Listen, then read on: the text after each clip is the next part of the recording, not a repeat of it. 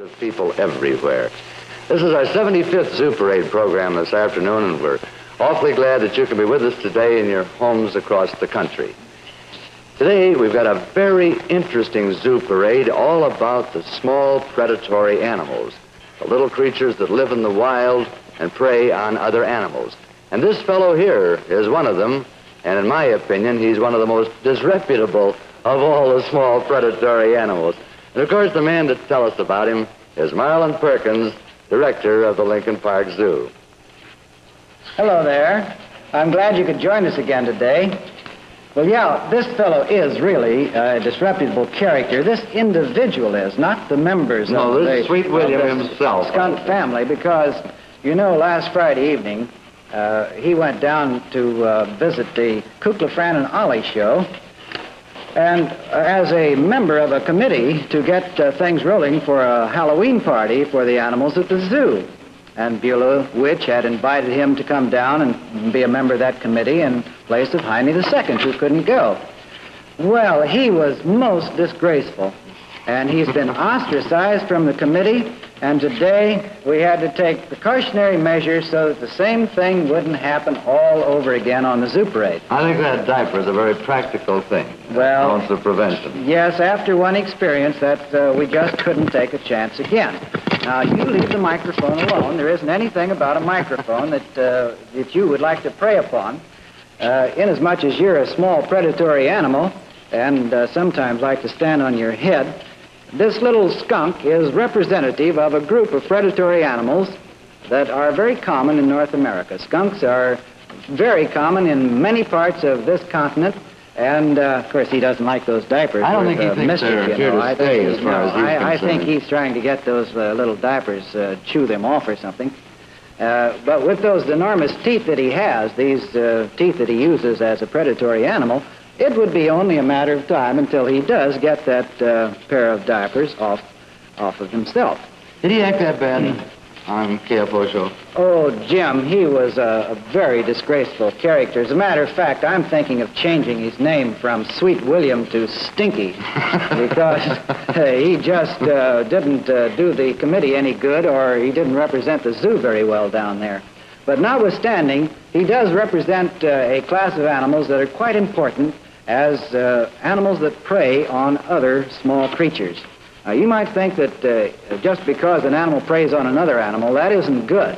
But in this case, it is pretty good, because skunks prey upon mice and many other small creatures, including grasshoppers. And with those long claws and those strong teeth, they're very important as members of the small predatory class of animals to keep a check on the fast-growing mice and rats and other animals that play such an important part in our economy. But they're not the only predatory animals. Now, you take a badger, for example.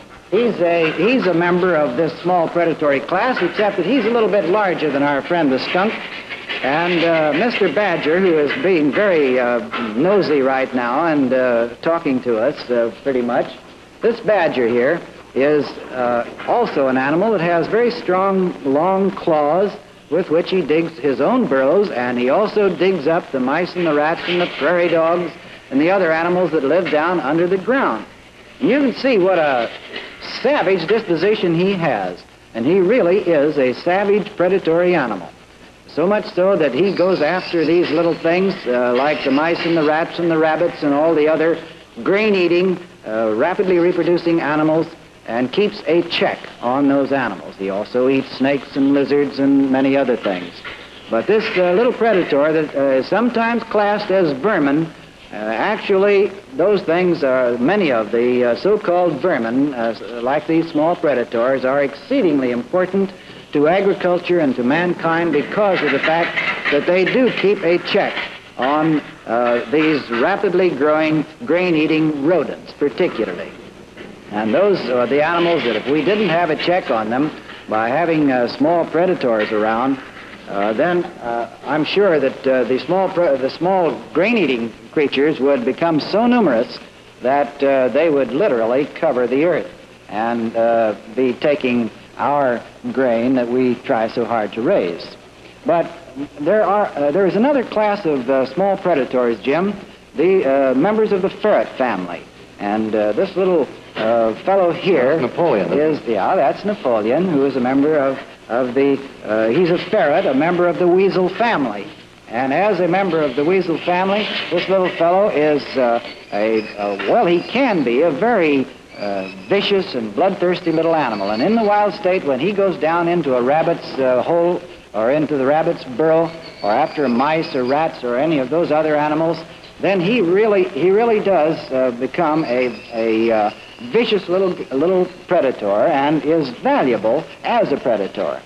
Of course, he's used, as we showed just recently on this program, in industry, rather in these big construction firms that have to pull wires through conduits. But in captivity, now, this little fellow that is so gentle and so sweet, he sometimes gets other things to eat, you see. And we have here one of those nice lemon meringue pies, and let's see if he's interested in that at all. Boy, would you like some lemon pie? Well, I should say he would. Look at him go after that frosting first on that pie. Well, I think he's very well behaved. Maybe he could get on that committee in place of Sweet William. Well, I think he'd be a much better member of the committee than Sweet William. Certainly, Sweet William can never go down on, can never be on a committee again for Heine II. Heine just put his foot down on that. So here we have a little bloodthirsty predator, actually, that has changed to another. I mean, here in captivity, he has, well, I don't know what you say, sunk so low as to eat pie, Oh, Jim? I think that's reaching a very high plane, as a matter of fact, particularly does it as daintily as he's doing it. Yeah, well, George, let's see. Now, I don't think we better let him eat the whole pie. We don't want Napoleon to get sick. Do you want to take that pie away? And I think he's gotten some of that frosting on his whiskers there. Do you think? Wipe his face off a little bit there. You know, those whiskers are very useful when they go down the burrows in the darkness, you know. They tell the size of the burrow and where they are. They act as actual feelers.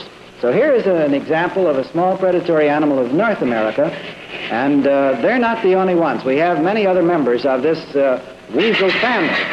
George Irving, do you want to put Napoleon back there and let him eat his pie in peace?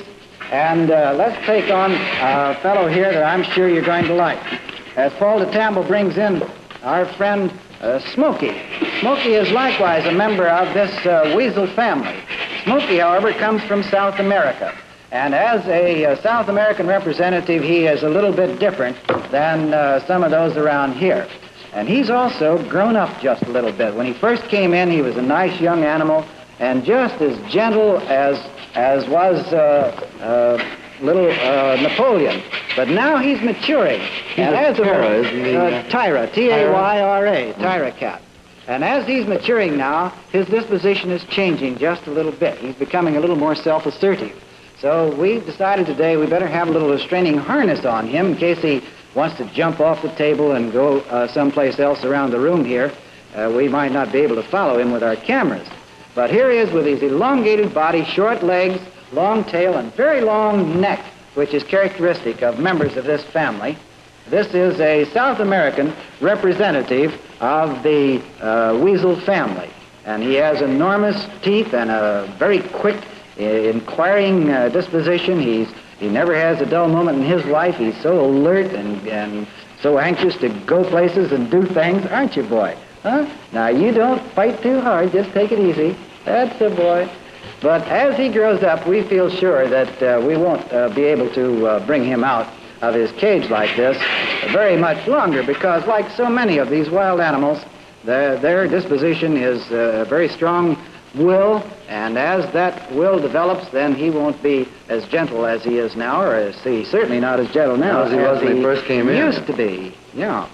So our little Tyra, who lives in the forests of South America, in northern South America, and there preys upon agoutis and rats and mice and many other things. Well, Jim, while I get my next little guest ready here, how about that story you have for the folks? Okay, Marlon. Well, folks, suppose you watch and listen closely now while we present A Day in the Park.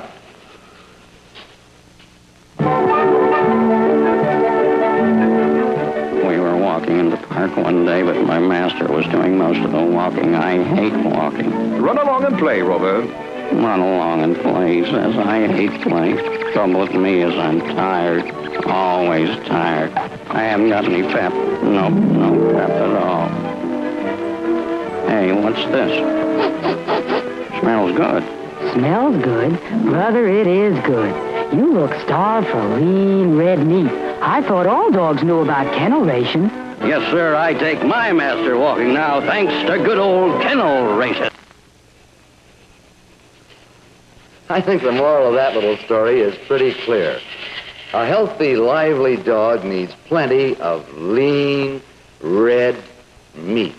Just the kind of lean, red meat that's found in kennel ration, America's first canned dog food. And folks, if your pet is meat-starved, you can make him meat-happy with kennel ration. You'll be surprised what a difference it makes. And that goes for cats, too. So you just try it and you'll see that it has all the known dog health vitamins, all the vital minerals that your pet needs every day.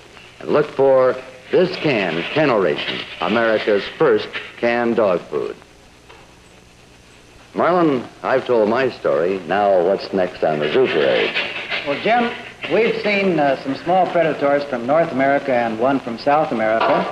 And now I'd like to show you a member of another class of small predators that actually comes from Africa. Over in East Africa, there's a little animal that is related to the civet cat family, an animal called the genet. And the genet from East Africa, and well, it has a wide distribution over a good many parts of Africa, is a little animal that often climbs trees but spends most of its time on the ground. And as a member of the civet cat family, it has some scent glands, and it goes around on various rocks depositing the oil of its scent glands to stake out its own territory and to let the other genets know that particular territory belongs to him and is his happy hunting ground. Because in that particular territory, he will be looking for all kinds of small things that he can overpower and have a meal from. So our little genet, with his fox-like face, alert for the most part, more active at nighttime than in the daytime, long body, short legs, so that he can go down into burrows after other animals, is another very good example of the small predators of that region. And while he is a member of this civet cat family, he doesn't belong to the weasels or any of the rest of them. Still in all, he is an important member of that whole group of small animals that are called small predators. And I suppose that if Africa were civilized in parts as it is here, this poor little fellow too would be called vermin. But I'm sure that he is as important in his niche in Africa as are the other things in our territory around here. But Jim, you know, not all of the predatory animals walk on four legs. As a matter of fact, there are several of them that use the airways in order to secure their prey. And these little fellows here are examples of that. We have here Needles on this side. It's a little sparrowhawk. And this one is Hootie II, a small, or rather a full-grown screech owl. And those two little birds are beneficial, too, in keeping down the numbers of the mice and the rats, because the little sparrowhawk, Needles, gets its name from the little sharp claws here on its in its talons, on its feet. That little Needles flies very quietly and swiftly over the fields, looking for mice and rats and other small animals of that sort, moles and gophers and ground squirrels. But he also feeds quite a lot on grasshoppers. So he's pretty beneficial in that way to keep a check on the obnoxious small animals that are going after the grain. Now, the little owl, on the other hand, doesn't fly in the daytime much. He flies mostly at nighttime. And his feathers are, his wing feathers, have little frills all along the edges of the feathers so that he can fly silently. And he does fly silently in the nighttime and swoops down on mice, which are his principal delicacy. He likes mice better than almost anything else. And he grabs them first with his sharp little talons, holds them securely, and then kills them with his beak. He then flies up to his favorite tree, and eats them at his leisure, and is a very valuable and important member of the group of small predatory creatures that are so beneficial to us to keep a check on the mice and the rats and all of the other small grain-eating animals that are bad for us. So here are a couple of magnificent little birds of prey, and please don't get the idea that all birds of prey are as gentle as these, because many of them are quite vicious. But, you know, Jim, many farmers think that all hawks are sparrowhawks, and they're bad creatures to have around, and shoot them all. They call them chicken hawks, rather. But, and they also think that all owls are evil and bad. But we don't believe that. We feel that most of the animals, most of the owls and most of the hawks are beneficial. So please don't shoot those birds unless you know the actual destructive ones in the group. There are only two kinds of hawks in North America that are really not good to have around. Well, that tells the story about those. Now, Joe, if you'll just walk out of there, I'd like to show another small creature. We've been talking about the creatures that live on the land and those that live in the airways. Now let's show one that lives underwater. A little turtle like our little truce turtle that lives under the water. You might not think of him so much as a predator, and yet turtles are predators too. Marshall Head came out here the other day and shot some film of our turtles feeding underwater. Well, I'd just like to show you that film now and show you something about how the turtles prey upon the animals in the water. Many turtles living in the ponds and streams have shells that resemble rocks. Lots of times, these turtles will be lying absolutely motionless on the bottom of the pond, waiting for some unsuspecting fish to come by. Well, when that fish does come by, the head of the turtle darts out very quickly and grabs it. You can see here what happens to the fish. If there are more turtles in the vicinity, and if it's a large fish, they'll come down and help themselves to the feast. Of course, if there's an alligator nearby, well, he'll just take the whole works. Alligators, too, are predatory animals that have a bearing upon the life of their vicinity. The jaws of turtles contain no teeth, but their cutting edges are very sharp, and they cut little bites right out of the fish. Well, just like you see here. If the fish is too tough, or if they hit a bone, well, then they just use their front legs and claws and pull and tear in order to get bites from the fish. Turtles are beneficial in our streams, too, because many of them act as scavengers, feeding upon dead animals that are found in the water. They also feed on vegetation, that is, some turtles do, and many of them feed upon the decayed acorns and other decayed vegetable matter in the water, and thus help us to keep our streams free from pollution.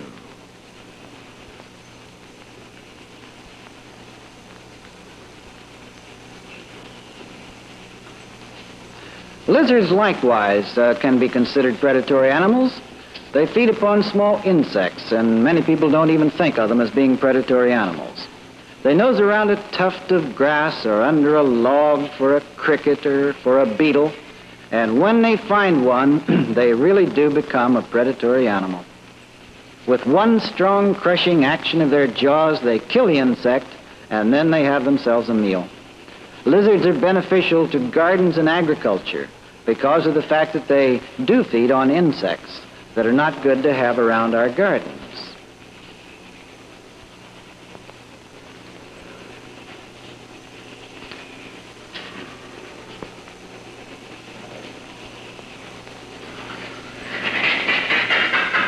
I think, however, that a toad is a much more important animal to have in the garden than the lizard because he has an enormous appetite and he goes after any small creature that moves. Worms and bugs and beetles. And here he is feeding on some mealworms in a pan by flipping out his long tongue. That tongue is attached to the front part of his lower jaw, and the end of it is sticky. So when he sees a little bug crawling by, he simply flips his tongue out. That insect sticks to the end of the tongue. It's withdrawn into the mouth, and the toad has himself a meal. Many people keep toads in their gardens where they get caterpillars and all kinds of bugs and worms. They're exceedingly beneficial as small predatory animals. So anytime you want to have a nice little animal in the garden, you get yourself a nice little toad. The lizard you saw is the yucca lizard from Australia, and I wanted to show you him here to get a size comparison. And the toad is an Arizona toad. So don't worry about those animals being so mean and fierce that they'll bother you, because actually they couldn't bother anything larger than an earthworm. That's good to know. I won't be afraid when I walk around and see toads out in the garden then. Yeah. Oh, I hope so, Jim. Well,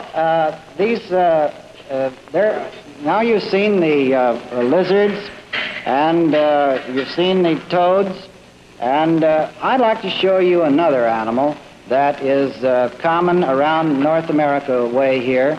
Our friend the raccoon, a fellow who lives in all over North America and is a fur-bearing animal, and a creature who is himself a small predator. Now, as a small predator, this fellow climbs trees and he may get a few birds, but for the most part, he lives on the ground. He only goes in trees to get away from his enemies. And when he comes to the ground, he often feeds along the edges of ponds and streams, fishing in the water with his very sensitive front paws. And when he does that and he finds a crayfish or a clam or some other frog or something of that sort, then he grabs that and he becomes a predator and feeds upon creatures of that sort. He also kills other small animals, some of the small mice and rats, and is himself a very fine predator. So our raccoon, then, can be classed, I think, in this whole group, Jim, of small predators. Well, Marlon, that's very interesting, and now I have an interesting animal fact, too, but this time it's about dogs and cats. You know, unlike the wild animals that you've been talking about, our domesticated pets depend on us for such necessities as food and shelter. And I know that you folks love your pets just like I love my dog at home. And that's why I feed my Cocker Spaniel, Iggy, I feed him kennel ration, because kennel ration is a wonderful thing for him, and I want to recommend it very heartily to you. Kennel ration contains plenty of lean red meat, fine cuts of U.S. government-inspected horse meat. More than 2 million cans of kennel ration go out every week to some of the best-fed dogs and cats in the nation. So why don't you make your pet one of them?